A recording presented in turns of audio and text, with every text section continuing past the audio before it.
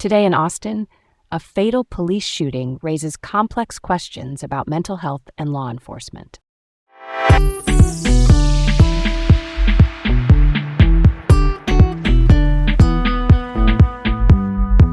This is Garrett. And I'm Leah. Welcome to Laid Back Local, the news of the day with Leah and Garrett, reporting from Austin, Texas. A tragic encounter on West William Cannon Drive leaves a man dead after allegedly threatening police with a BB gun. Let's unpack this. During an incident in South Austin, Officer Joshua Jackson encountered Danny Palomino, a 45-year-old man in a wheelchair. There were multiple 911 calls reporting Palomino waving what looked like a gun at drivers. By the time Officer Jackson arrived, it was just 9:53 a.m. Then, just a few minutes later at 9:56 a.m., the officer shot Palomino because he reportedly pointed the gun at him. However, it turned out to be a BB gun that closely resembled a Glock pistol. Honestly, that's pretty cool, right? How this incident underlines the risks of these realistic-looking BB guns?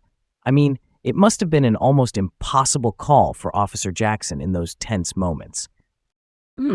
And just, touching on the mental health aspect, Palomino apparently had ongoing issues. This incident kind of brings to light the challenges in policing where mental health crisis is involved. You have a solid point there, Leah. The appearance of that BB gun made it hard for Officer Jackson to distinguish it from a real threat. This situation is a stark reminder of the systemic mental health challenges facing law enforcement today. Let's move on. Massive judicial delays in Travis County lead to criticisms and calls for reform. So here's the buzz. District Attorney Jose Garza's office seriously dropped the ball last year, missing the 90-day indictment deadline 263 times. By Texas law, once a felony suspect is arrested, they have to be indicted in 90 days. Otherwise, they have to be released. Garza has faced a lot of heat for this from the community since some of these were violent or sexual charges.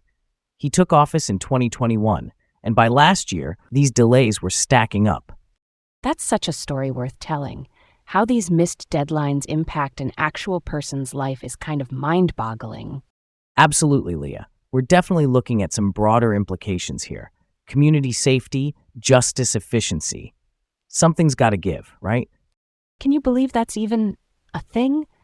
I mean, transparency measures could be such an important reform. We definitely can't just leave it at that, can we? Let's keep this going. FAA staffing shortages hit Austin Airport, causing a wave of flight delays. All right, here's the deal. The FAA issued a ground stop at Austin Bergstrom due to not having enough air traffic controllers. This follows a national trend, similar to what's happening over at Newark Liberty Airport. They've got serious nationwide staffing issues, only 8 to 10 air controllers staffed instead of the 14 needed. Over 180 flights affected. That's wild, Leah. To me, it stresses how critical adequate staffing is in transportation safety. A shortage could cause a ripple effect, creating significant issues in a major airport like this. And that's a curveball. Let's switch it up.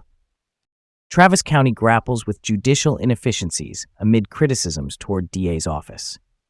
Okay, so the systemic delays we mentioned earlier, it's not just Garza, judges, defense attorneys, there's a whole breakdown in communication. And with these missed indictments, the stakes are high. It's posing real societal questions. I totally get where you're coming from, Garrett. The delays are affecting defendants' rights to a fair process. I guess we should look at not just Garza, but the whole system.